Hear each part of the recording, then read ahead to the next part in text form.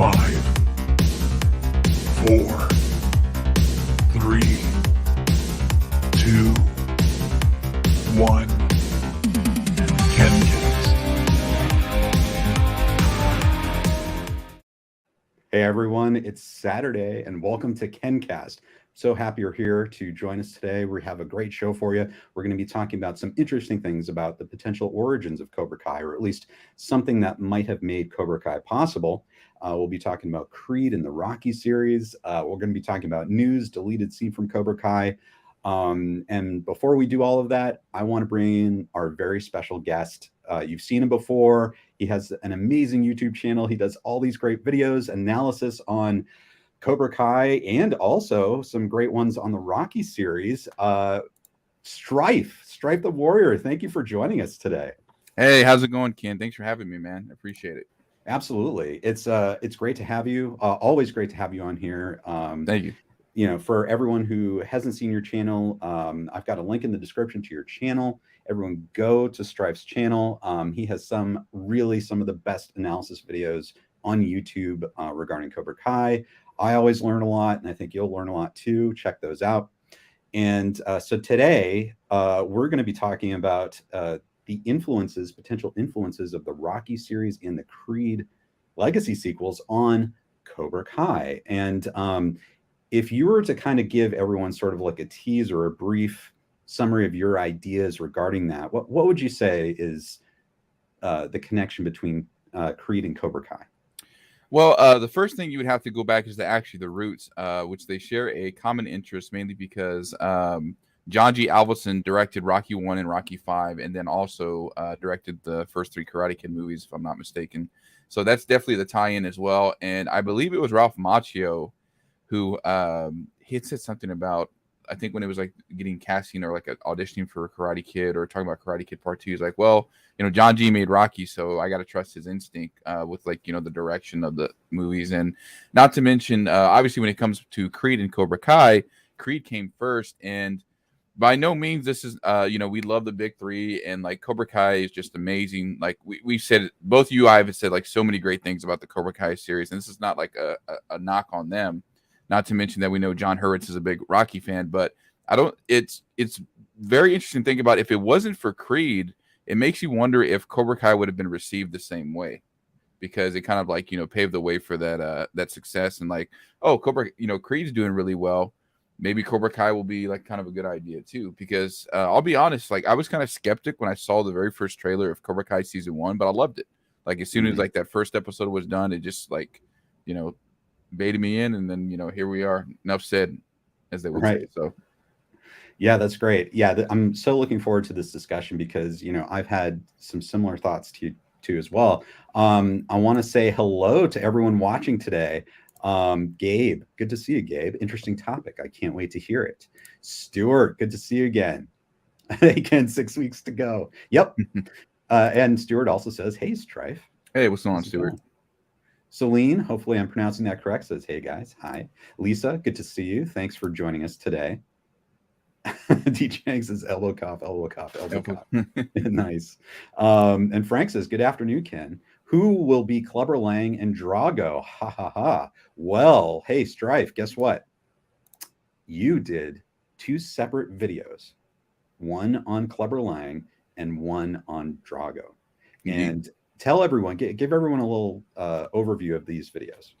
Sure. So the first one with Clubber Lang, I feel like there's not been much of talk of like what happens to him post Rocky 3. You know, and obviously I feel like he gets overlooked because at that time Rocky 3 was the most successful Rocky movie in terms of like, you know, box office and legacy. You know, obviously, of course, like the introduction of Hulk Hogan to mainstream media at that time, right before he was technically Hulk Hogan. And then, you know, obviously the friendship and rivalry between Apollo and Rocky, you know, the frenemy relationship that, you know, that Apollo goes and helps Rocky win. So, you know, I feel like Clubber Lang also kind of gets undercut about like how dangerous he was, because he was like the first major opponent that Rocky didn't have a full like 12 round, 15 round fight with. He had it ended early. And so definitely check out that video. It's, you know, I talk a lot bit about who influenced Clubber Lang. the different styles and things like that. And of course, with Ivan Drago, with obviously now the new, like the recently released director's cut that Stallone released back in December, it kind of gives more insight to Drago's character as it actually lines up more with Creed 2. So it kind of makes you wonder, was he really a bad guy, or was he just kind of like, following orders? Because as you know, we'll kind of talk about later in Creed, in our discussion today about Creed 2, there's a little bit of sympathy there for him, to where maybe he wasn't necessarily a villain, but he was, forced to compete for the USSR at that time, and actually, if you look back in the Rocky Legends video game, where it expands on Drago's past before that, the coach and the manager tells him, we're going to train you with the best equipment so you can beat the best that the West has to offer. So there's a lot. Definitely check out that video as well. And I hopefully in the future also plan to do like a comparison of like the intricate details between the original cut and the director's cut of Rocky 4. Wonderful. And everyone, I have links in the description to both of those videos. Everyone go check them out. Lots of great insights. And, both of them are amazing. That Clubber Lang one, I don't think there's been an analysis of Clubber Lang like that. And it's amazing. And everyone needs to check it out. It's already been very well received. It's blown up, that video. So everyone definitely check that out. Good to see you guys. Jonathan, you need to be mainstream, Ken. Very professional. Thank you. I appreciate that. Yusuf Pro, hi from Egypt. Hey, you see what's going on? Leo says, if this were Power Rangers, Miguel is Jason and Robbie is Tommy. What do you think? Yes, because I've actually made that comparison before too. I've always said that Tanner, Sholo, and Mary, like if they were somehow like cast in the Power Rangers, I think they would all, like, especially Dimitri too, they would all just do really well like as Rangers. I've always said that. And yeah, I would have to agree with that for sure. Absolutely. Cobra Kai Karate, great to see you here. Had an interview with him this past week. Did you see they're making a Drago spinoff movie? Yes, and we'll be talking about that today, right, Stryfe? Indeed. Yes, and he also says he loves your Rocky videos. Oh, thank you. And Drew Rohally from Last Row Podcast, thanks for joining us, Drew. Drew, this is interesting because we talked a lot about legacy sequels, and I think we're going to talk about today, everyone, the legacy sequel that may have inspired the Cobra Kai series. So this is all very exciting. And as always, let's start off by talking about the news. KenCast News. All right, guys. Last week we had absolutely no news, really. This week we actually do have some news. So I'm excited. I know you're probably excited, right, Stryfe? I mean, definitely. We've been kind of starved for news. Okay, so everyone, they have released, and this is from Entertainment Weekly, they have released a deleted scene from Cobra Kai Season 4. And everyone, I would go check it out. I play it for you here, but probably get dinged from a copyright perspective.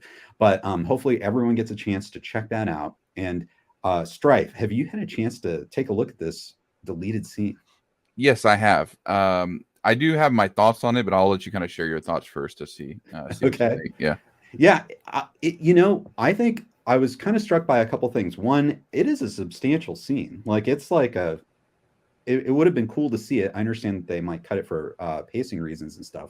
I thought it was really interesting that Daniel was basically sort of preparing Miyagi-Do, the students, who didn't feel ready for the All Valley tournament.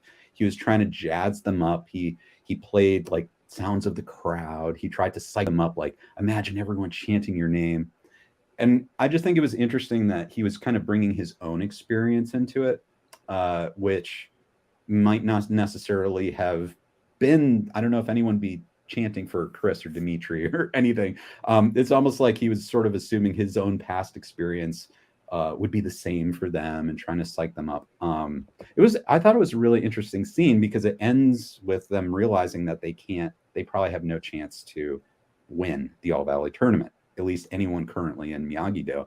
And it also, here's my second thought, it also made me wonder how many other deleted scenes there were in season 4, because this one was so substantial. I'm wondering if there were other scenes with Robbie or Terry Silver or I don't know. It just made me wonder how much was actually cut from season 4. Anyway, so that's my thought. What do you think, Stryfe? Yeah, so two things on your thoughts. I think for about the deleted scene, we'll see more of them because I think the article said this is specifically from the upcoming DVD, which will be on sale like I think 4 days after the season releases or around the same time. And then you're right about his own experience thing. I think it's because you look into that little detail where he's like everybody's cheering your name and stuff like that. Remember that it was Miyagi said you don't need to compete for glory or fame. You got to compete for yourself. It's not about a trophy. He talks about that both in Karate Kid 1 and Karate Kid 3. Even Karate Kid 2, he's like, I already have your career plan. You just need to retire, because it was never really about tournament. It was just about standing up to the bullies. Right. My main thoughts on this scene is that kind of tying in with your thoughts. I think he's putting too much pressure and expecting so much from his students because obviously this is right after Johnny and Daniel split up mid-season, and it's definitely, I would have to say, definitely is before Eli comes into the picture and rejoins Miyagi. Though he's just putting too much pressure like on those kids, and then it's kind of like what we talked about before. How would have Miyagi thought of using the kids as leverage or as like their own like soldiers to compete in this quote-unquote karate war? It's like. I get where Daniel's trying to come from because of, how Cobra Kai has affected him so much in his past life. But at the same time, he's putting like so much pressure on the kids. And that's what's kind of heartbreaking to me about that scene.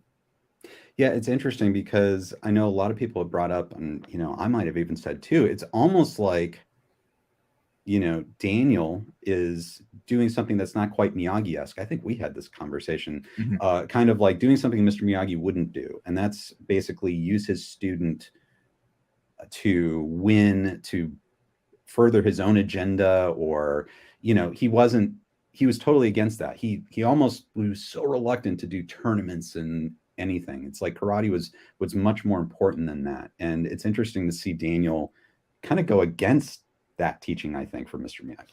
Right, definitely. Yeah. Okay, good to see you guys. Jonathan says the trailer August 18th. Interesting.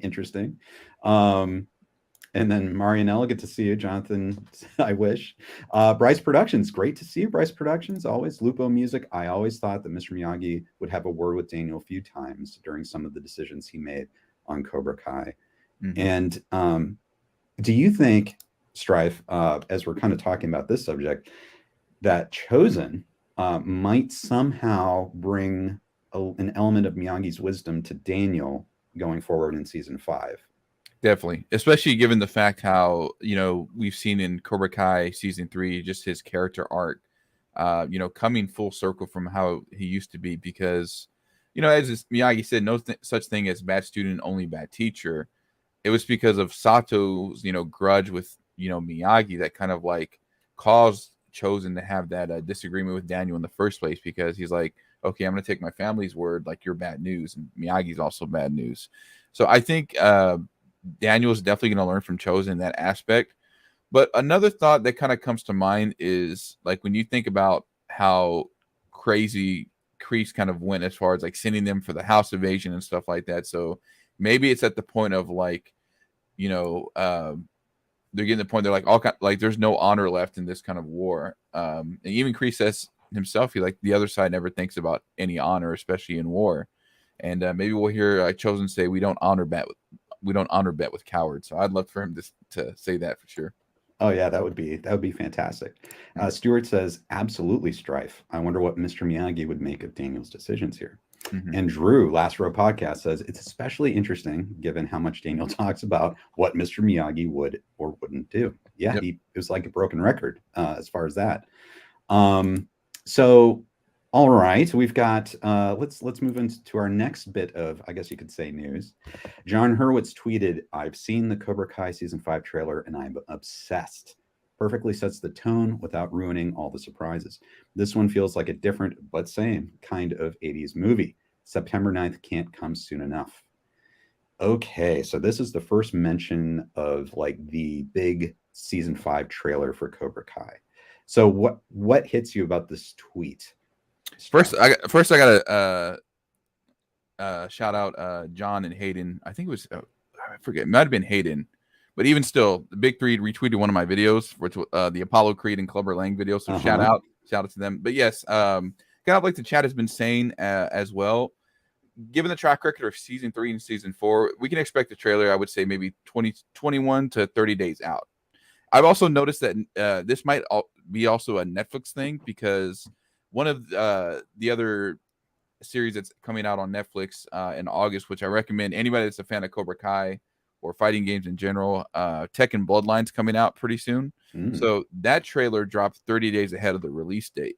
So it might be a Netflix thing to where they have like, okay, hey, before the series drops, you have to have it within this date range of releasing the trailer. So it's definitely possible. We're definitely going to get a trailer very soon. So maybe I would say beginning or mid-August, to say the least. Yeah, it's interesting because you brought that up about, being like 21, 22 days beforehand.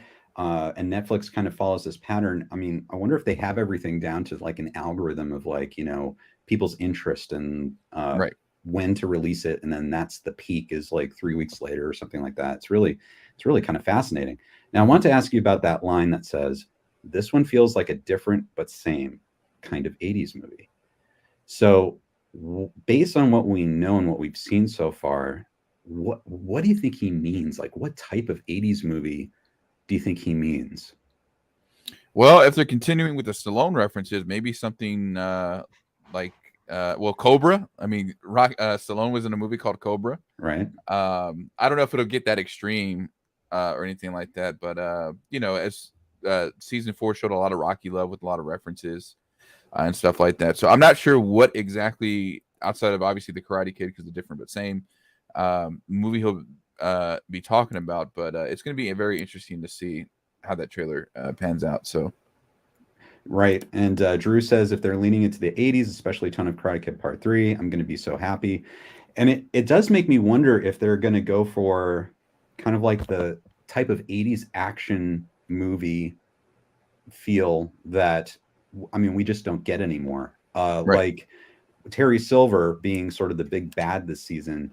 I'm wondering if they'll lean into that and he'll seem like sort of like the archetypal 80s villain. I mean, he's getting ready to take over the world. And I don't know. There's like that kind of heightened epic nature of those action movies back then. I don't know. Right. I'm wondering if they'll do that.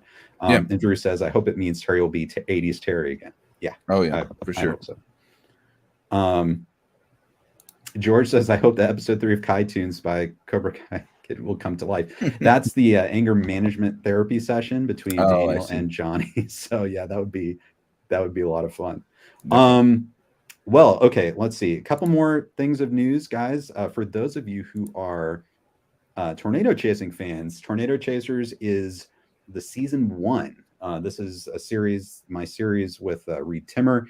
That is being released for the first time on YouTube. We got the rights back. It's being released, so you can now see it. Check it out. Reed Timmer's channel. It never been seen widely before. So check it out. Cobra Cole, guys, if you have not seen Cobra Cole yet, check it out. I've got a link in the description. I know a lot of you have been asking about Tom Cole and Ken Cole, and if I work for Terry Silver, and they have all those questions. If you have those questions, check out Cobra Cole. They might be answered in that short film. Okay, Stryfe. All right, everyone. All right, before we do that, guys, if you don't know, Stryfe the Warrior is a cosplayer, and he goes to all these events, all these conventions, and he has all of the, and we're going to see some of them right now. But Stryfe, I want to get your explanation of all these moments, because these are some really cool pictures. Okay, we'll do. Okay, so here we go.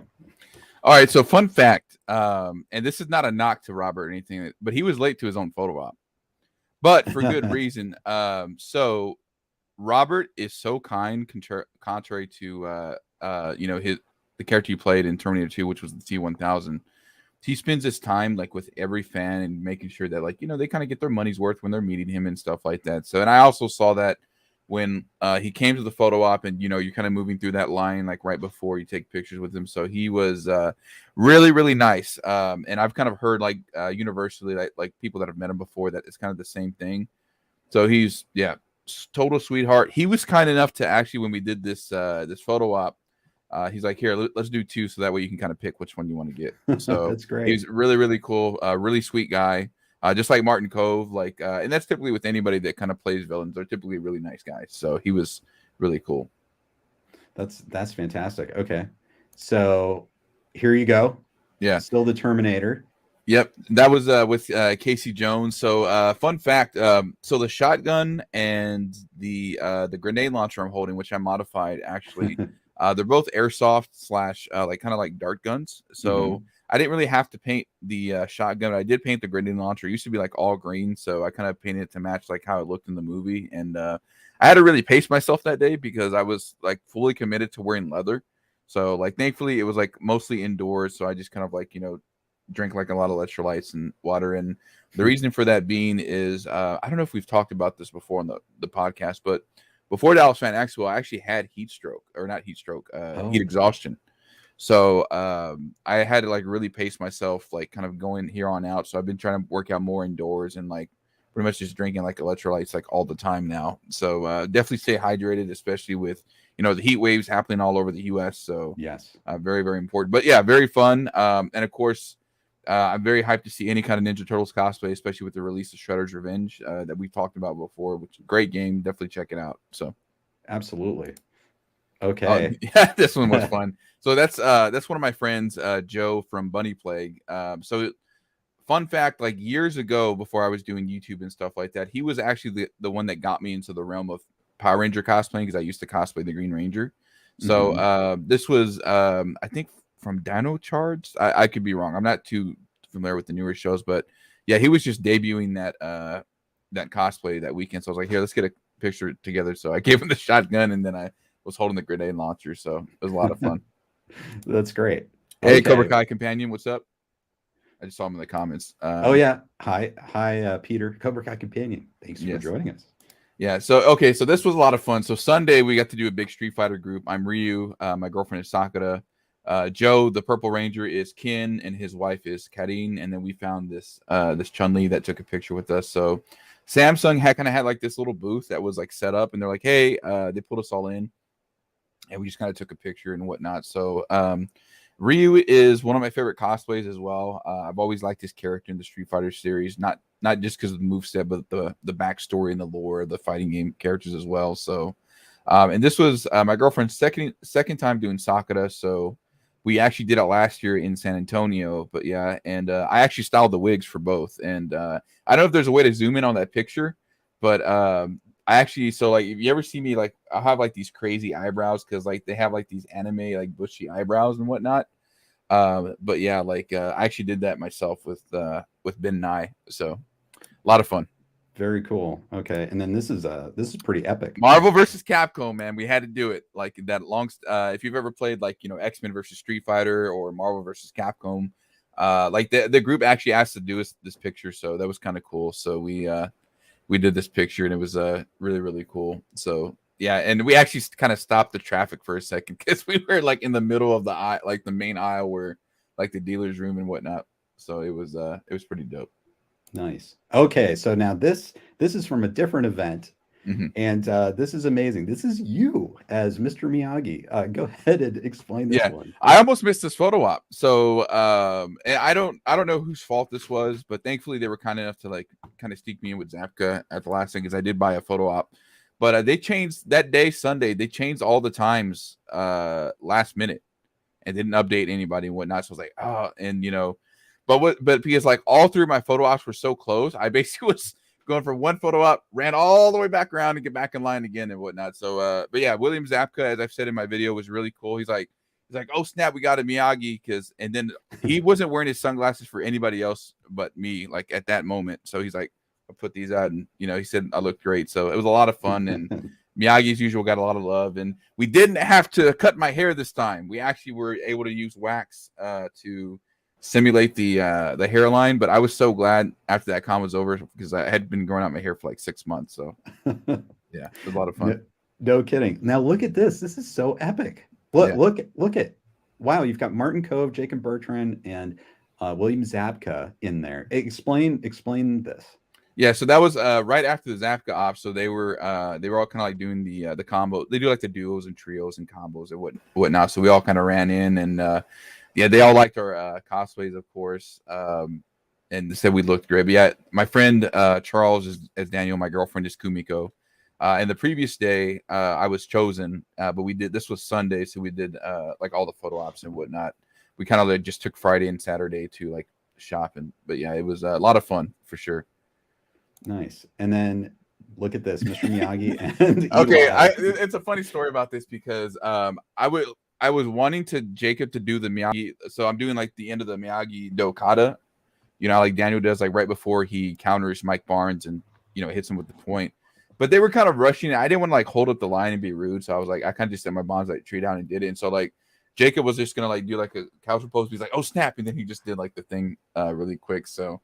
But yeah, Jacob was really nice. They were all really nice. Can't say anything bad about them. They were really cool, and they took their time. I was so sad though I didn't get to meet Peyton List or Gianni. They both canceled before the con, which it happens. So, but yeah, all really cool dudes for sure.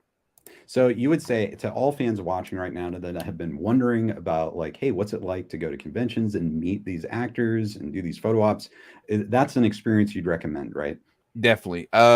Anybody going to any kind of convention for the first time, whether it's to meet guests or not, whether it's cosplay, anime, and whatnot, the one thing I will say is take your time. It can be kind of overwhelming. Drink a lot of water because you'd be surprised. And it sounds silly, but wear deodorant. There are a lot of people that sometimes go to conventions and they don't have good hygiene. So definitely wear deodorant, like hydrate, take your vitamins, and whatnot. As far as like stopping people for pictures, just politely ask, because like some people get shy, like, oh, that person's really cool looking. I don't know if I want to do it. People love getting their pictures taken unless they're sitting down or eating. Then that's obviously very rude. Don't do that. But like, just ask them like, hey, can I take your picture? And most of the time they'll say yes. So very cool. Very cool. All right, everyone, definitely go out, check out those conventions, and you can actually meet these actors. Yeah. And side note, my next convention will be in September at San Japan. So if you happen to be in the area, check it out. I'm actually cosplaying from Resident Evil, both Chris Redfield and Albert Wesker. So it's kind of like the plan for that weekend. So definitely for sure. That's fun. That's fun. That's great. Dave Srock, great to meet you. DP of Cobra Cole. Fun fact: the movie Twister is based on Ken Cole. I knew it. Yeah, exactly. Drew says 100% fact. Thank you, guys. Marianella says, when will there be news about the new season of Cobra Cole? That's a great question. George says Cobra Cole too. Guys, I think everyone involved would love to do more. So I guess what we could do now is just spread the word. If you have communities, if you have people that love Cobra Kai that you think would like it, share the video, get it out there, get as many eyeballs on it as possible, and who knows what's possible in the future. Definitely. So good to see all of you guys. Quick shout out to Drew. Marvel vs. Capcom 2 is one of my all-time favorite games. Yes, you know what I'm talking about. That soundtrack is amazing. I don't know what it was about the early 2000s, late 90s Capcom soundtracks that were like, they use like funk and jazz and all kinds of different music. It just worked together so well with fighting games. So awesome. Very cool. Very cool. I will only go if Ken Cole does Q&A with with Cast. Oh, okay. Hey, that's great. Have you ever thought about that? Like, obviously, Stryfe, you're a YouTuber, you analyze things like that. Like at these conventions, like, would you do that? Would you go on stage and like ask the questions, like be the moderator, Q&A, that type of thing? Yeah, I mean, if there was definitely an opportunity, I've actually run panels before at conventions. I used to do like one on like mental health and like positivity in the cosplay community. So yeah, that's definitely not out of my realm either. I've done that stuff before, and yeah, it'd be pretty fun. Unfortunately, I'm trying to think if I've ever been to a Cobra Kai panel. I want to say I've had bad luck of trying to go to one because I've always missed it. Like that, the very first time I did. When we did Chosen Kumiko last year, we got to the con really late, so we missed Martin Coe's panel, and then I think we missed some of the panels this past convention too. But yeah, I would definitely be down to do it. Yeah, those are fun. Stuart says, I'm still waiting on News Bigfoot and Me too. Yeah, well, hey, everyone, check out Bigfoot and Me if you haven't seen it. That's another film of mine. With how that short ends between me and Bigfoot, I'm curious to know what you think would happen next.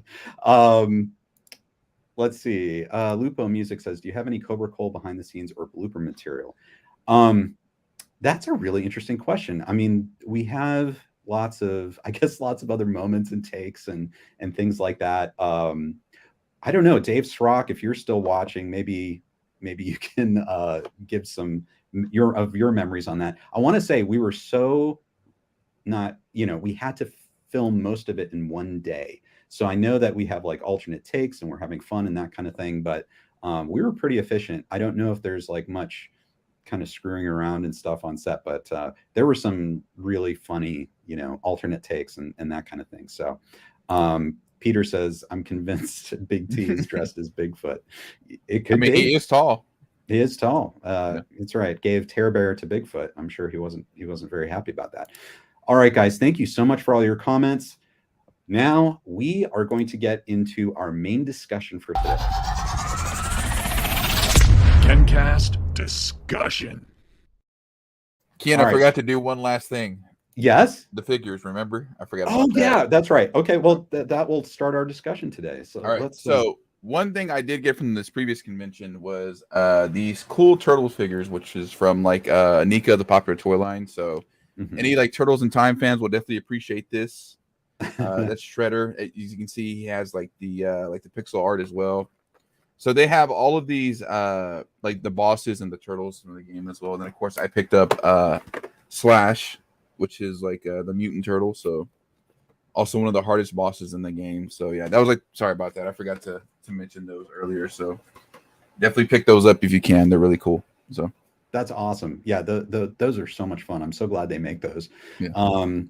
And before we get into our discussion, Dave Srock, he's a cinematographer for Cobra Cole, says, behind the scenes scoop from Cobra Cole is that KenCast were great to work with and would happily join again. Yeah, nice. It was a lot of fun. It was tons of fun. And then Stuart says, I've only been to one convention, Red Dwarf. Oh, awesome. Yeah. And then Drew says, those are so awesome, the figures. I've been playing the new game with my daughter, and we've been loving it. Yes, Shredder's Revenge is amazing. It's really, it makes you feel like you're back in the Turtles in Time era.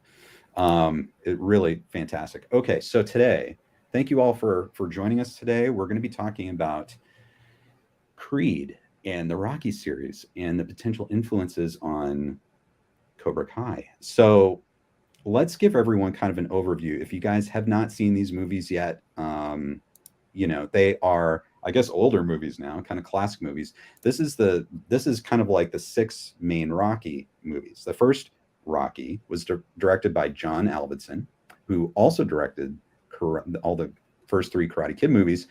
It won the Academy Award for Best Picture. It really launched Sylvester Stallone's career. And then there were 4 more sequels, kind of like in the 80s era. And then there was a sequel in 2006 called Rocky Balboa that kind of closed off Rocky's movies. So there were 6 movies there. And then, Stryfe, what are your thoughts kind of looking at these 6 Rocky movies and kind of their place in movie history, 80s history, underdog movie history? Oh, absolute classic. And anybody that hasn't seen it, you definitely will see it. It's funny too, because in high school, I was so obsessed with these movies, especially because I was 16 when Rocky Balboa came out. But even like now that I'm like almost twice that age, I'm 32 now. It's something about the first 3.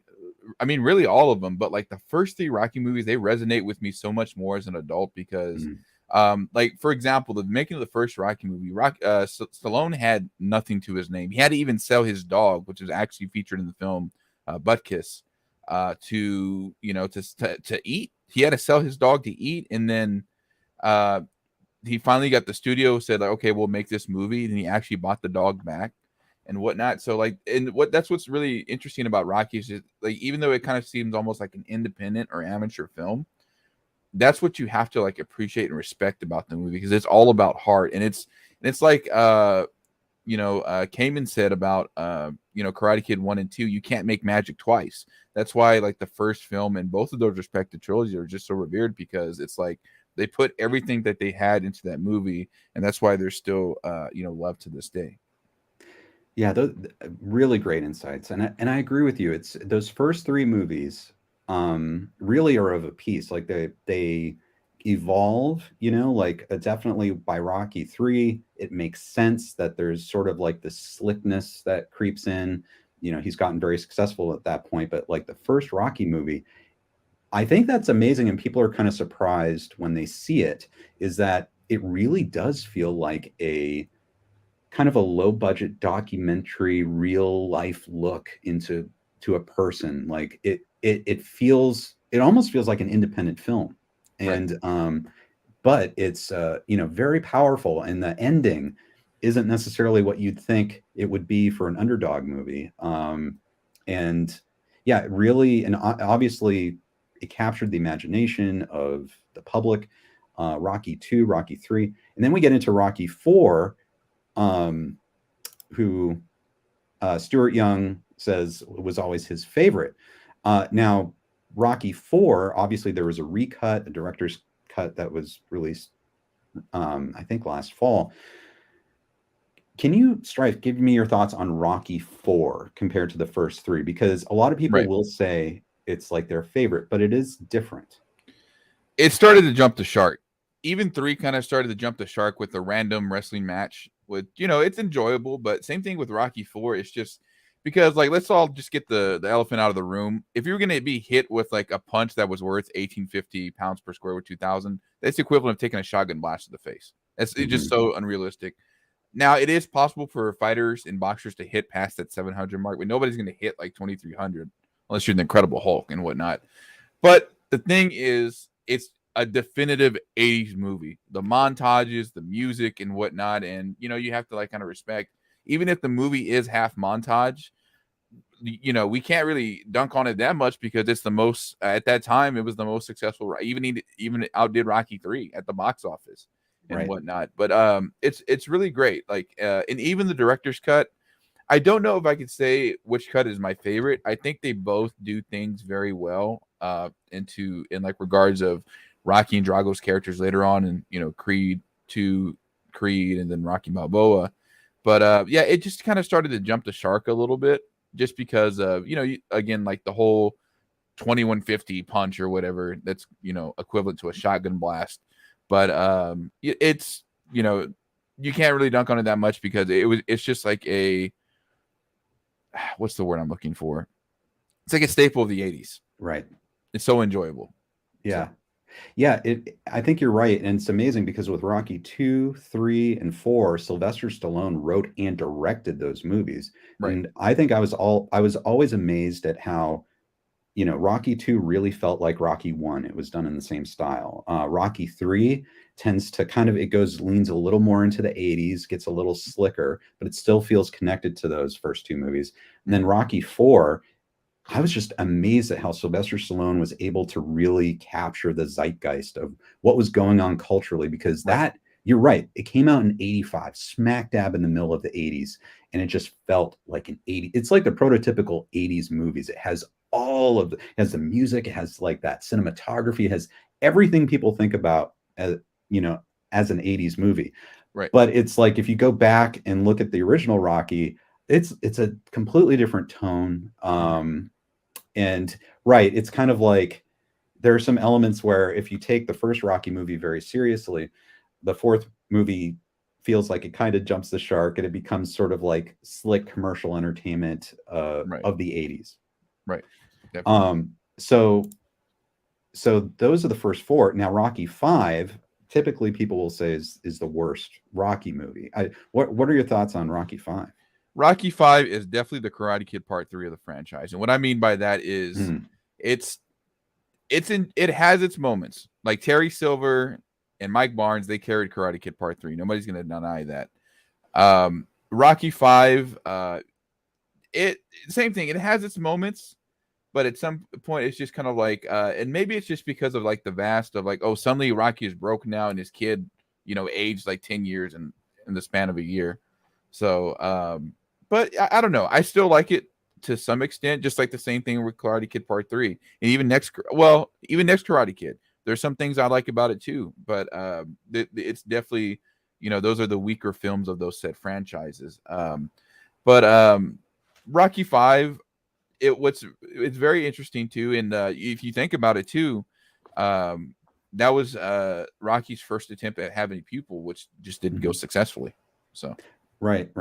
Yeah, and I agree with you too. It's sort of like, I get why people don't like Rocky 5. And I remember watching, these movies, in order way back when, and I actually was into Rocky 5. I enjoyed watching Rocky 5. And the only thing I was kind of let down by was maybe the ending. It felt like it just kind of ended before. I don't know if I'm spoiling a movie from like 1990, but it's sort of like you don't get that big tournament match between Tommy Gunn and Rocky. It's kind of like a street fight, and then it's kind of over and that kind of thing. But it was also directed by John Avildsen. So he directed the first movie, and I know that Stallone has said that he would like to do a recut of Rocky 5. And I'd be curious to see, what did they shoot? What are the other scenes? So that's something also I talked about in my Clubber Lang video. So in the original recut where Rocky is knocked down by Tommy, there's more flashbacks to Clubber Lang than there is Ivan Drago. So it's always been implied that maybe Clubber Lang's not more dangerous than Drago, but he was obviously still one of the more dangerous opponents that Rocky's ever faced, because Rocky couldn't even, and given how strong Rocky gets in Rocky 4, and then even with fighting Apollo those 2 times, Rocky was very strong, but Clubber Lang just happened to be stronger. He just couldn't punch him toe to toe. There was also a recut of Little Marie, where it turns out that she never took Rocky's advice and actually ended up on the streets as like a homeless person and a drug addict, unfortunately. And it was played by the same actress too from the very first Rocky film. It was the same. So I'm trying to remember all the different cuts, and then like so like when Rocky's on the floor and then he has those flashbacks after being knocked down by Tommy Gunn, he actually sees the ghost of Mickey like on the subway track, or not the subway, I don't know what you would call that, the train that's on the, like the elevated train. Yeah. So he's on those tracks and he's motivating, like directly speaking to Rocky to get up. Where in the the cut we all know, it's like he's just like he's hearing these flashbacks from Mickey.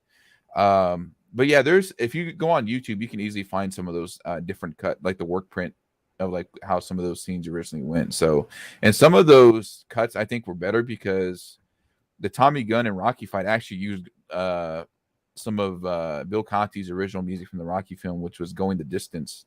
So yeah, I kind of like a little bit more stuff in the work print cut actually. So hey, I have not seen this material, and I have a question to ask you, because I've read that in Rocky 5 initially, it may have been shot that Rocky dies. Like that was the original idea, was that Rocky would actually die in Rocky 5, and that would be the last one. Do you know, was that shot? Was that the original version in the original cut of Rocky 5? No. So I don't know if it was ever filmed, but that was the initial final draft. And then Stallone decided it just wouldn't fit the tone of the series.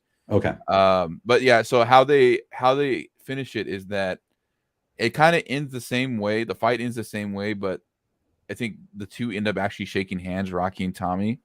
And then I don't know if Tommy gets arrested in that cut or not. I can't remember, but there's somebody that like asks him for an autograph. So in a way, Tommy kind of wins too, because he gets that respect that he's been wanting, because they've been calling him Rocky's clone, Rocky's robot. Right. Rocky's shadow and stuff like that. So, but so yeah, there's like kind of like the same thing with Rocky 4, the original cut, director's cut. There's something in both cuts that work well and some other that don't. But I don't know if like Rocky dying was ever filmed. I couldn't answer that for you. So, it's interesting because I'm going to throw this back to a Karate Kid connection. John Avildsen, who directed Karate Kids 1, 2, and 3, directed Rocky 1 and Rocky 5. And I remember there was an interview, and I need to find it, where he talked about, I think, his preference for the idea that Rocky would die in Rocky 5. Like that's initially when he signed on to direct it. That's kind of what he was signing on to. He was looking forward to that, I guess, dramatically. Also, he talked about Karate Kid 3, he directed the year before. This is kind of bizarre to me. He was talking about how he liked the idea, and there was this idea that Daniel would die in Karate Kid 3. So dark. Like, why? and I'm like, yeah, and that's guys, like seriously, like you can go out and find. I should. I've heard that too, though. I've Yeah. heard that and seen that somewhere too. I mean, I guess you could say it would make sense if Miyagi died, but if Right. you have like a family film where like a teenage hero dies at the end, and like that would have put like a major thud on the entire trilogy, don't you think? I don't know. What do you think? No Cobra Kai. That would have been for sure. That would have been no Cobra Kai, but right. Yeah, I don't know. It's weird. Now that would make more sense, like in Karate Kid Part 2, if it was like where they both threw a final punch and they both like end up severely injured or dying. That would make sense in that movie, but no, I don't concede. Because like for that to happen, the ref would have just been not knowing like what he was doing, and I'm pretty sure Pat Johnson's pretty competent. He's like he did the choreography for, all of those movies. He also did the I found this out later. He did the choreography for Mortal Kombat, the first film. Pat Johnson, yeah. He was an amazing stunt choreographer. He was tied in with all like the top movie martial artists. Very, very cool. How did Mr. Miyagi die in the show? I don't know if they really went into it. I think he just passed away, potentially of old age. If I'm correct. If Drew says it definitely would have been very controversial. Yes, it would have. Having Daniel die, like especially if it was in the tournament, in the All Valley tournament, I think that would be the end of the All Valley tournament, and that might have been the end of under 18 karate enrollment around the country, if not the world. Right. I mean, if you have a teenager who died in a All Valley tournament or a regional tournament match, I mean, I don't think kids would be taking karate. I don't think parents would let them, right? Right, exactly. Yeah. Anyway, so all right. So we get to Rocky Balboa.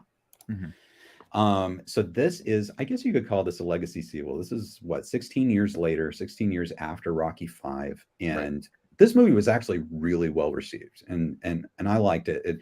What were your thoughts about Rocky Balboa and how it fit into everything? I loved it. It was very closer in tone to like the original Rocky movies. And even it's still kind of somewhat like Rocky IV, where it's like, oh, this guy's going to actually, fight this guy that's way younger than him. But Stallone pulled it off convincingly. Like, like it was very interesting how like where even Mason Dixon broke his hand on Rocky. And they also kind of made it like realistic, like, you're not going to have the speed, you're not going to have footwork, so you're going to just have to like keep punching and whatnot. And I still don't know why Stallone wants to kill off everybody around Rocky, to be honest. But it was very sad that Adrian died. But to be fair, it's like I kind of get what the theme they were going with, and but I loved it. I still like it. I actually rewatched it recently, and it was really cool. It was very realistic how they did it. Where again, it was like kind of cuts back to the Rocky movie, the very first one. It's not about winning; it's about just going the distance and just standing toe to toe and, just powering through. So. Right. Well, now you mentioned, obviously Stallone wanting to kill off everyone associated with the Rocky franchise. I don't think we're spoiling it at this point, saying that in Rocky IV, it's Apollo. Apollo Creed dies. And that was a shock for me when I was like, wow, holy goodness, that they actually killed off Apollo Creed. Right. But that is the central motivator behind the story of Creed and Creed 2. So these are legacy sequels, and we're getting to this idea now. This could be the inspiration for Cobra Kai. And so Stryfe, could you talk about the importance of Creed in the entire Rocky story? Yes. So like so many years later, Adonis Creed, the illegitimate son of Apollo Creed, seeks out Rocky because he wants to fight. And somebody pointed this out too in a comment section on YouTube, that it was very interesting that, like, in Rocky 2, for example, Rocky was doing anything to try to get a desk job because he didn't want to fight. But Adonis is doing the complete opposite of like, no, I don't want a desk job. I've been fighting my whole life. I want to fight. So it's just very interesting. Like they did it right. I would even consider both of these movies kind of very close to, the original tone of the Rocky, and they just did such a great job. And I can't to be honest, I don't know what article it was or where I read it from, so I can't take credit for this thought and this opinion of, initially coming up with it. But somebody pointed out that, like, if it wasn't for these movies, Cobra Kai might not have been received as well as it done. And I think that's completely true, because Creed came out in 2015, and then Creed 2 came out in 2018. And it's just so awesome. And obviously we're going to talk a little bit about spoilers. Do you want me to talk about what happens in Creed 2 for a second? Because it kind of ties to Cobra Kai. So yeah, if guys, if you have not seen Creed 2, just be aware that we're going to be talking about spoilers for these movies. So maybe come back and watch the rest of it after you've seen them. Right. But yes, go ahead, Stryfe. Right. So like Creed 2, like one of the greatest things that happens in that movie is just the humanization of Ivan Drago, again, as I've talked about in my video. And like, even if you go back and watch Rocky 4, both cuts, after watching Creed 2, you do see those little hints that Stallone had put in, that, like, Ivan's just kind of being forced to do this. Like, he's just a tool of the government and trying to fight a war that he doesn't even want to fight.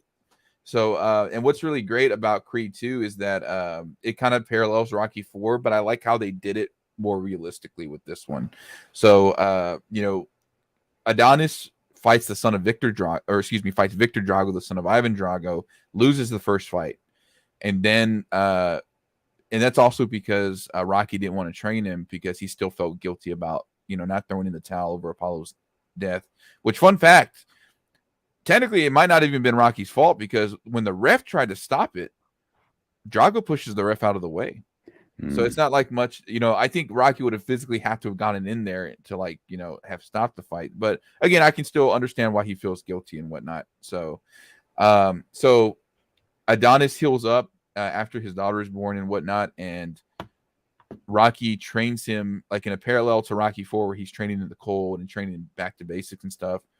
Adonis trains in the desert, which is a very nice parallel of, like, going through the extreme heat and all these other things. And so he ends up beating Victor Drago, like, senseless, like, after, like, a very grueling fight.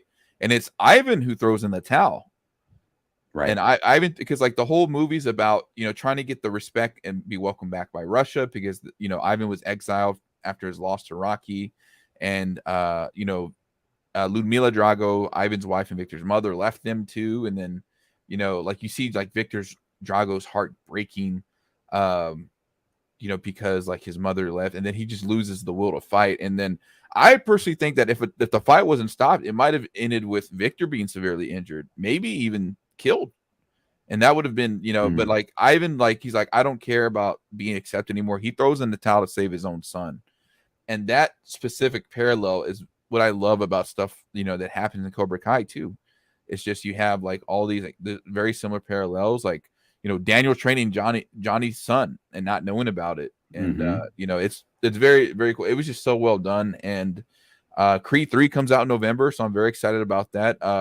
We don't know much about it, but we do know that Victor Drago is going to be in it again. So that's right. And actually, they just released news that Drago is going to be a movie. Like, they're going to make, I guess, maybe a potential new franchise with just Victor Drago. So that's pretty incredible. Right. So I really like your thoughts. It's like, we're talking about, Rocky 4 just really killing off Apollo Creed. And maybe some people think that movie kind of jumped the shark for the series, or the critics were kind of down on Rocky 4. And the amazing thing I think about the Creed movies is that if you felt that way, they kind of bring all those story elements, like, they make them more real, and they make them important. And that's what I think is really amazing. And I know Drew kind of had a comment contrasting it with the serious nature of Miguel's injury in the show. The over-the-top school fight sort of makes it feel campy, even though it's a very serious moment, which kind of, like, that's how I felt when Apollo Creed died in Rocky 4. I was like, that was a serious moment, but I was like, it was so, like, sudden. Like, I couldn't believe he died. And Drago says, if he dies, he dies, and he's dead. And it's like, oh, okay. And so maybe when they were talking about killing off Daniel in Karate Kid 3, they're like, I don't know. We don't want to Apollo Creed this. And you know, and then whereas getting killed in the tournament would have been way darker. Agree with you, Ken. It would have been a dark cloud on martial arts. That would have been if Daniel died in Karate Kid 3.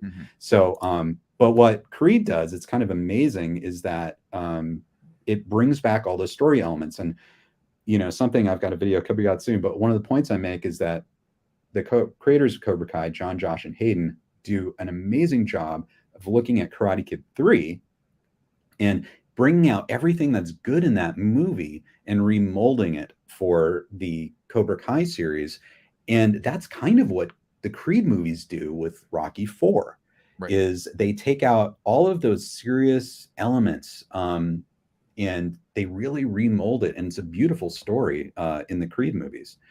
And Draco says, what are your thoughts on supposedly Rocky not being in Creed 3? Yeah, he's been made it very well known, like especially when Creed 2 was about to be released, that this was like the it and whatnot. And I respect it, because it's like, you know, he's like handing the franchise to Michael B. Jordan, who's actually going to be directing this upcoming Creed 3. So yeah, I think it's you know, it's interesting. And at some point, you know, like you know, Rocky and Stallone are both mortal. They're not going to live forever. So it's very interesting to just like, hey, like he even says at the end of Creed 2 after that fight, he says, it's your time now. So yeah, I think you know, Rocky's taught Adonis everything he needs to know. And what I'm really psyched about is I wonder what Victor's the role he's going to play in Creed 3. Imagine both of them becoming friends like Apollo and Rocky became friends. That'd be interesting. So that would be really interesting. Peter, Cobra Kai Companion, says, I love Creed. Everyone check out Cobra Kai Companion as well. Jason Don says, I really enjoyed both the Creed movies. Can't wait for Creed 3 with Jonathan Majors. Peter actually says, I respect the Rocky movies, but Creed is it for me. And that's Peter, we're not friends anymore. How dare you put Creed? I'm just kidding. Well, you know, and I think I'd put Ryan Coogler, you know, who was the creative force director behind the first Creed movie and involved with the subsequent ones. He also did Black Panther, just an amazing filmmaker. And he pulled the rabbit out of a hat in a way to reinvent a new way into the Rocky franchise. And that's the connection that I think that John, Josh, and Hayden did with the Cobra Kai series. They found a new way to get back into the Karate Kid universe that was very fresh. And Ryan Coogler really did it first. And I was wondering, Stryfe, if you could talk about what do you think was the magic? What do you think happened in that first Creed movie that may have inspired sort of the approach towards Cobra Kai? It was one of those things where like they took everything that was great about the elements of the Rocky franchise and just kind of gave it a fresh twist. Same thing with Creed 1. It wasn't about winning. It was about, he's like, I got to prove that I'm not a mistake. Like that, you know, like it was about just going the distance. And then, you know, and it's also makes sense too, because like, you know, when Rocky fought Apollo, and Rocky, like the very first time, he did a great job, but Rocky wasn't a world-class contender. So it would make sense for him to lose. And it wasn't about winning. It was about just surviving. Same thing with Adonis. Adonis was, you know, fighting the heavyweight champ of the world who never lost a match and never been knocked down in his career. It wasn't about winning. It was about proving to himself that he could, you know, he could do it. And then he did. He knocked down Ricky Conlon at the end of the match, and, you know, and like kind of upset everybody. And then he still went to, obviously in Creed 2, become the world champion and win his car back from Danny Wheeler. So yeah, it was just, they just did it so well to where it's like, okay, we don't have to copy everything that Rocky did, but let's just kind of like do it and just do the fresh twist. Like, especially when we talked about Ivan throwing in the towel to save his son, you would have maybe expected Rocky to do that. He's like, okay, I'm not going to let that happen again. But Ivan does it instead. Right. So, and I really loved how Ryan Coogler, what he did. If you go back to the first Rocky movies we were talking before, it was like a very documentary style movie. You know, it felt like a documentary. It felt realistic. And what Ryan Coogler did with Creed, in my opinion, was he also approached it as almost like a heightened reality documentary. Like it felt like if you're going to watch a modern documentary, it was almost like a heightened version of that. And it felt real. Like it felt like it could happen now in real life. And it was just the ability to sort of translate that feel to modern audiences. Really, really incredible. And Cobra Kai Companion says Ryan Coogler is an amazing director. Watch Fruitville Station. I have yet to watch that, but I need to because he's a genius. Ryan Coogler's a genius. Bryce Production says Ken Cole. Do you think Terry Silver should have landed at least one hit on Mr. Miyagi in Karate Kid 3? Well, I don't know. I guess it depends on how powerful Mr. Miyagi is. If he's truly like once in several generation karate master, maybe not. I don't know. That's a good question. He didn't, so I guess that tells us a little bit about Terry Silver. I don't know. What do you think, Stryfe? Well, the one thing that somebody had pointed out at one point too is that Kreese was the first one to make Miyagi miss in that same fight. So it kind of just humanizes both of them, and I think we also knew how powerful Terry Silver was too. So I think it. But you think about it too. It's not like Miyagi's just like constantly beating him either. He's just like kind of parrying him, throwing around. So I think they handled that fight really well. It's and besides, like you want this guy to beat up an old man? What's wrong with you, Bryce? No, I'm just kidding. But yeah. Right. And Peter says, I'll say this about Miyagi, he's never called for backup. And that's true. Yeah, true. He's never needed it. Indeed. And Cobra Kai Companion, Peter did an amazing video on Mr. Miyagi and kind of the background and what it would take to get a Medal of Honor. And very good video. I've seen it. Yeah, very good video. Everyone check it out. And I think after you watch it, you'll realize why Mr. Miyagi doesn't need backup, if he has been awarded a Medal of Honor. Right. So I guess another question is, Stryfe, about the Creed movies and their influence on Cobra Kai is this idea of the old champions training a new generation, and that whole kind of mirror thing about, like, as you mentioned, Adonis wanting to fight, wanting to prove himself, and you kind of have something similar with Miguel, who's really trying to convince Johnny, like, hey, train me. I need help. I need you to be my sensei. And eventually Johnny changes his mind. It's kind of a mirror thing. I don't know. What do you think about that sort of mentor, new generation relationship, that connection between the two? They're both of them, both franchises handle it so well. Like, especially just, giving so much respect, to the old. And it's awesome too, because like, how I mentioned Daniel training Robbie and not knowing that he's Johnny's son, it's very, very, it's like another very interesting parallel. They both handle the franchises just so with like the detail and just respecting the old. And I think they're both great examples of how to treat a franchise. So Disney, take notes. No, I'm just kidding. But yeah, no, they're just so great. And man, I had a thought too. Kind of, well, while we're on the subject, here are some like references that kind of came up with with Cobra Kai season 4, because obviously the tournament was very Rocky oriented, kind of Rocky, but season 4 had like a load of Rocky influences, like for example, like if you ever notice where like Moon is like kind of kisses Hawk before he fights Kyler, that I had just now thought about this when we were prepping for the show. That really reminded me of like with Rocky, he was trying so hard to train for Apollo, the Apollo fight, but couldn't do it because he was worried about Adrian and whatnot. But she says, win, and then that's like all the motivation he needed, and that's kind of like the same thing that happened with Hawk. And Hawk even says, hey, I'm Daniel says everything good, never better. The same thing that Rocky says to Adrian at the end of Rocky 3. And the one thing I also thought about too was so the track that plays when Kreese is like telling Robbie, treat Kenny like you would an opponent. So the song that plays in the background is Mecha Robbie, and I thought they were maybe like referencing like Mecha Godzilla or Terminator, but it's Ivan Drago. It's they're both very similar pieces, like because like Ivan Drago kind of has that very synthy theme song in Rocky 4 as well. And then it's kind of like they kind of treated that fight like Ivan versus Apollo with Robbie and Kenny, because he just like Kenny was doing really good, and then it's like the same thing in Rocky 4 where Ivan the trainer shots on Russian. Right, Ivan now attack him, and then it's just like it's so crazy. So so here's my question to you. you think Mickey Goldmill is very similar to Johnny Lawrence? Like in the terms that like how their attitude where like because like Mickey's very rough around the edges and he's just he's like, you know, like what's wrong with you? Like just do it. Like just do it, damn it. You know, I that was like a thought I had too. I don't know what you think about that. Like with Johnny's approach to training Miguel, kind of the same way. Yeah, that's a really interesting point. Like it's they're both maybe stuck in their ways.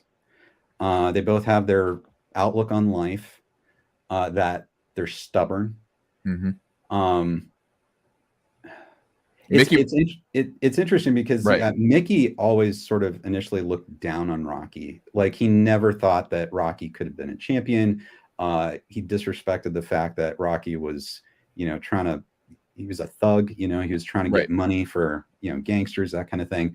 And which I guess that's different. Like it's like Johnny, I don't think ever looked down, or maybe he did a little bit. Well, you remember season 1, he was like, great, more immigrants. Right. Yeah. So he did look down on him. Yeah. So that's a really good connection, actually. That's really obviously. I think Johnny is like funnier than Mickey, but it's a good point. Yeah, he's crusty.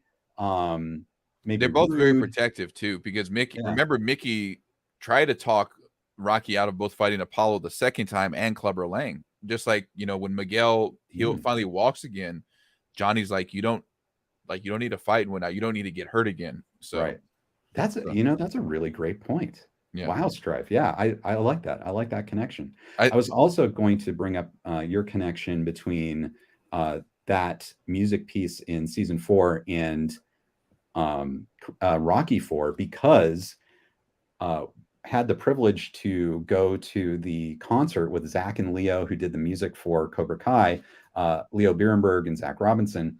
And they played with Vince DiCola, who did the music for Rocky 4. And they've said that their music was very much inspired by Vince DiCola and, you know, what he did with Rocky 4. And so I think that was a great connection. And I think you might be exactly right. You know, I think that piece was inspired by Vince DiCola. So that's a really good connection as well. Yeah, the one thing I was going to say about Mickey, I think the funniest line to me in the franchise from him is because he's trying to train him to, you know, in Rocky 2, he's training Rocky to catch that chicken for the first time. He's like, you have to wear that stinking sweatshirt. You know what it brings? It brings flies. Because Rocky tells me it brings me good luck. So, but yeah. But it's cool too, because like they both have like their good moments, and they're like, you know, they really care, especially like the flashback in Rocky 5 with you know, to me, one of the highlights of the movie where Mickey gives him a Rocky Marciano's cufflink and whatnot. And, you know, you also see those same kind of moments with Johnny and Miguel, especially in season 2 and 3. So people are going to listen to this idea of Mickey and Johnny being connected. And so, Stryfe, I have to ask you, does that mean you think Johnny might die in the course of the Karate Kid? No, I hope not. Okay. I hope not. You know, we both have kind of talked about this before, but I don't think they'll kill off a major character unless it's like the very last season or something. Right. So yeah, exactly. And I would agree with you too. It just doesn't seem like the right type of show to be killing off major characters. Because it is sort of a dramedy. It's like you know, there's some serious parts, but it's also a comedy. It's kind of got that vibe to it. So yeah, I agree. Let's see. Marianella says, will Johnny be the new Miyagi while Daniel has his own dojo of his? Johnny trains in a square in an abandoned factory. Well, right. I mean, that's kind of an interesting point, because in season 4, you can see that Miyagi was always very creative, and he came up with his own lessons based on what was around him in his life. And Johnny did that too, like actually almost better than Daniel. Johnny was very creative in coming up with ways to train his students that were his own, whereas Daniel tried to just replicate what Mr. Miyagi did. So I don't know. Could you say that Johnny's the new Miyagi? Definitely. I mean, I made a whole video on it, so if you haven't already, check that out. That was like one of my very first prominent videos, and I do plan to do a follow-up to that at some point as well. But you can very like this would have to be a whole nother KenCast about like the similarities between Miyagi and Johnny. So yeah, that's a great discussion. We might have to revisit it because I think it's something that people are starting to realize on their own if they haven't seen your video yet. Which everyone, go to Stryfe's channel. It's down in the description. Go to it and subscribe. He has lots of great content, and we'll have lots of great content coming out. Let's see. Stuart says, technically, Daniel's son was the only person to land a hit on Miyagi. Oh, yeah, because Anthony kicked him in the face when Miyagi tried to pick him up as a baby. Yeah. Right. And then Peter says, I would argue that's the only legit strike on Miyagi. Yep. Miyagi's weaknesses are the Russos. Yep. Maybe very true. So what else can we say? Like, I know we've talked a lot about the Rocky franchise and Creed. We've talked a bit about the Cobra Kai franchise, but what else would you say are the connections overall of why everything works? They're very similar. You've got dealing with fathers and sons and parents, parental figures, mentors, underdogs. And then Creed does a legacy sequel so well, and then Cobra Kai does a legacy sequel thing so well. What other connections do you see between these two franchises? I think you have to look at the deep root of the franchises. They both teach very good life lessons. Like Rocky was, like Rocky 1, for example, was just about not, like facing what life challenges you. Rocky 2 is about like, okay, you've done this before, we can do it again. Rocky 3 is about not being complacent. Rocky 4 is about, a little bit about revenge, in some sense, but just trying to like respect, fight for the honor of your friend. Rocky 5 is about, your family. And then Rocky 6 is like, dealing with your past. And Creed kind of is like the same thing. Again, it's just like not about winning. It's about like proving it to yourself. And same thing too, like trying to honor his father's legacy. And then, it's the same thing with Karate Kid. It was just about standing up for yourself and, facing what life throws at you. Karate Kid Part 2 is, it's not like sometimes there are like challenges out there that are not going to be settled in a 3-point match. And then Rocky 3 is just like, not about giving into, or not Rocky 3, I'm sorry. Karate Kid 3 is not about not giving into fear. So all these franchises just have like really good life lessons. And I think that's also why a lot of people resonate with it. Obviously outside of the underdog, the underdog trope, so to speak, but they're just very they can connect you like at all different points of your life. Like I've connected with the Rocky franchise since I was a teenager, but going back and rewatching it now as an adult hits a lot differently for me too. And I can say the same thing about the Karate Kid franchise. It you think it's cool like when you're a teenager, you're like, oh yeah, they're fighting on TV, but like when you adult and you understand more of like the themes and whatnot, it hits differently. So right. So in a previous KenCast with Drew from Last Row Podcast, we talked about like what makes a classic. Mm-hmm. And so we have two movies here. You've got Rocky, you've got the Karate Kid. So in your opinion, Stryfe, which one do you think is John Alvinson's bigger classic? Ooh, that's tough. I mean, technically you could argue Rocky because it was the first. And in a way, Karate Kid somewhat follows that same formula. Not exactly, but, it's, again, like we talked about the underdog trope. Rocky has definitely made more of an impact, I would feel, just because it's been around since 76. And, I mean, the fact that they were able to do the reboot in nearly 40 years later in 2015 says a lot. And obviously, Karate Kid kind of did the same thing with Cobra Kai. But I would say Rocky only because it was the first one, and you think about it too. Like Bill Conti was also in that same situation with Stallone. They were both very hungry, and then that also elevated Bill Conti to do like he's done music for the Rocky franchise. He's also done music for Karate Kid. So right, choose wisely. Hey, no, don't give me that. You chose unwisely when you said Creed was better than Rocky. That's funny. That's great. That's a tough question. I know it really is a tough question. Like, I think you're right. You could say that Rocky, obviously it won Best Picture. It had a lot more movies in its franchise than Karate Kid did. They're both either way though, they're both impactful in their own ways. Right. Yeah. I think Rocky works better for adults. Like, I think Karate Kid worked really well for kids, and there's like that connection there. It maybe was also Karate Kid, I would say, would be more relatable. Like a lot of people could relate to Daniel and that experience, where Rocky was more of a, I don't think it's an experience a lot of people had. Like, so maybe less relatable to their own lives. But yeah, that really is tough. Also, I will say that Rocky's sequels also have a huge following. Like a lot of people, that's also in the mix. Whereas the Karate Kid movies, I love Karate Kid 2 and Karate Kid 3, but I think for most people, it seems like that first Karate Kid was really kind of singular. That was like the one that everyone connected to. And so even to this day, that first movie probably overshadows Karate Kids 2, 3, and 4, next Karate Kid. Right. So maybe in that sense, the original Karate Kid shines a bit brighter in its respective franchise than the original Rocky. I don't know. Is that fair? Yeah, that's fair to say, for sure. Bryce Productions asks Stryfe, what would you say the meaning of the next Karate Kid is? The same thing as one. I mean, just standing up for yourself and, also fighting back the anger from your past too. Because Julie was very tormented by the death of her parents and whatnot. And it was through karate that she found balance. So I would definitely say standing up for yourself and then just, letting go of your anger. So. Absolutely. And Marianella says Johnny improvises a lot.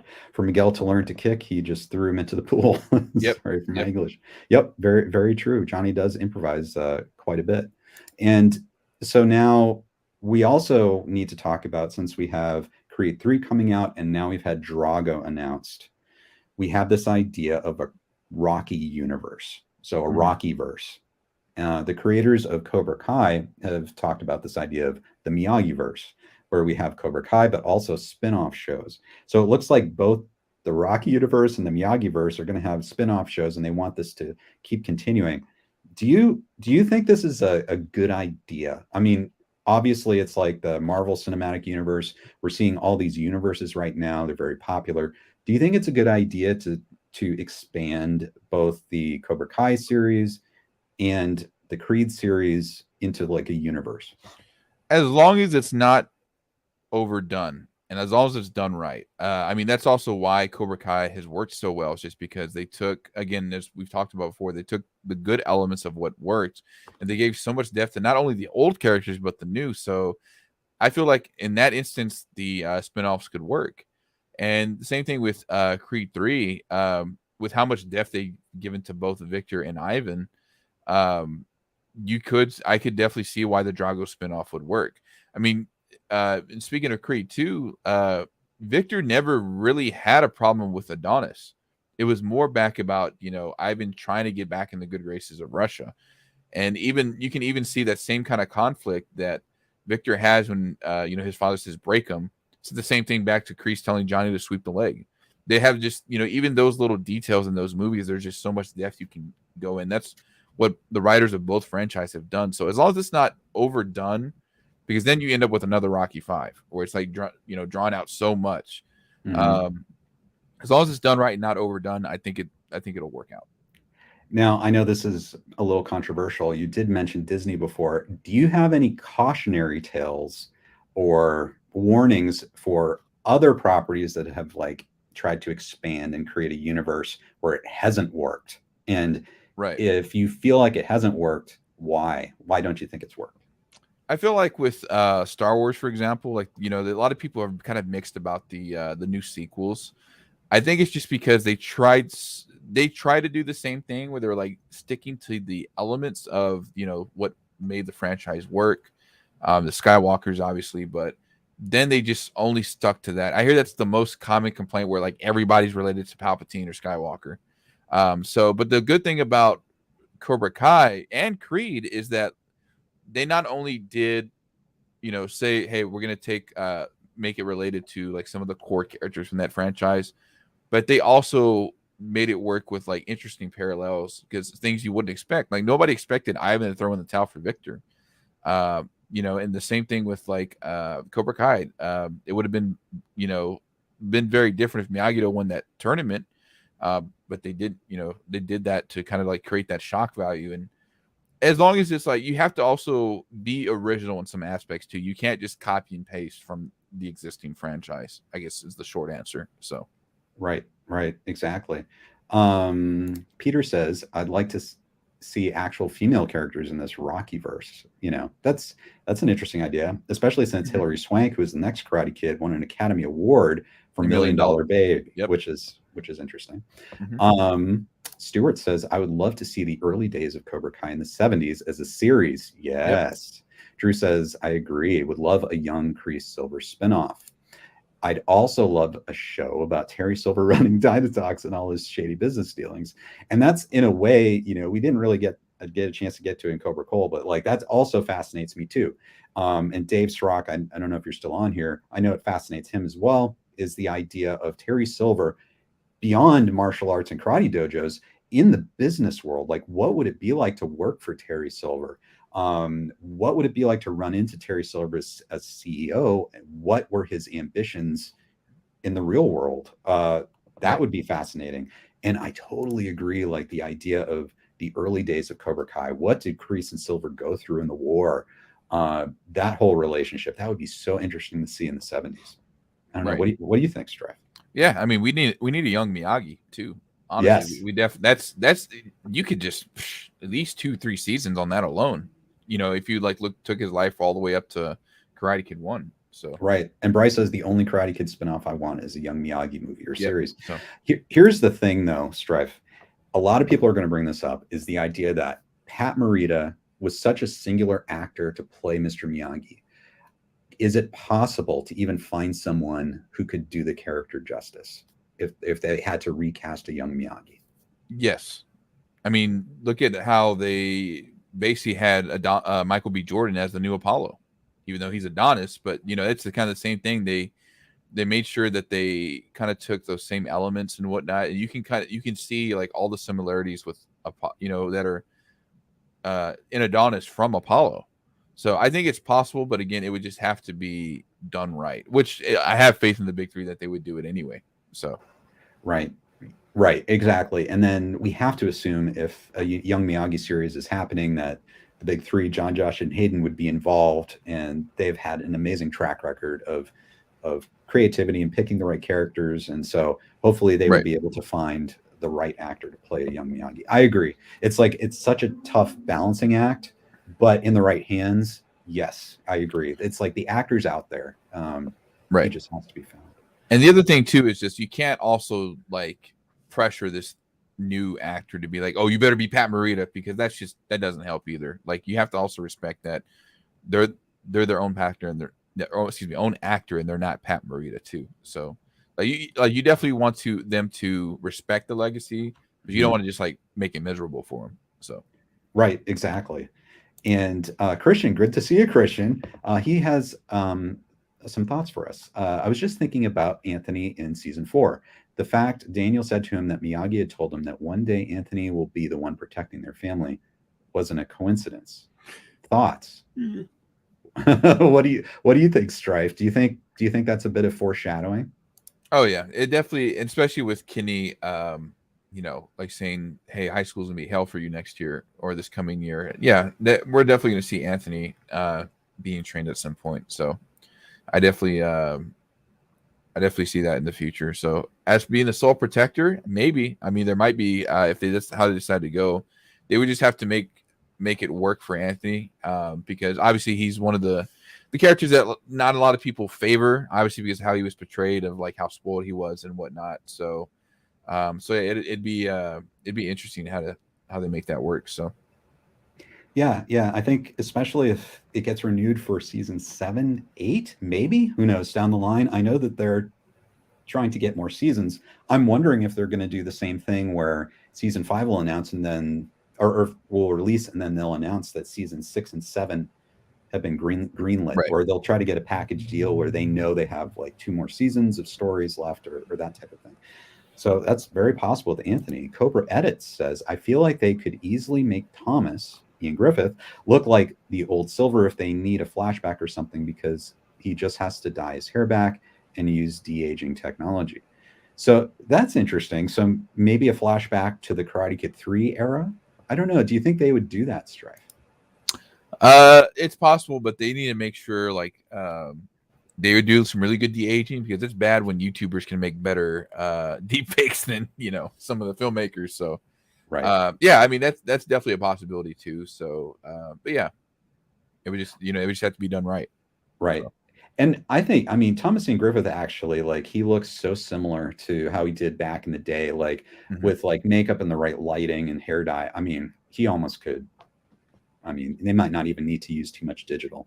Right. So, oh, hey, sorry, we got a guys. spam. Yep. All right, blocked. Anyways, guys, wonderful. This has been like such a great discussion, Stryfe. What are you looking forward to now? We have like reports of a new trailer coming, season 5. We haven't gotten that much information. Like, what is your strongest desire towards Cobra Kai going forward before it releases? Definitely for the trailer. Not to mention, we also have the new video game coming out at the end of September, which is going to be after season 5 releases. So I'm definitely excited for that as well.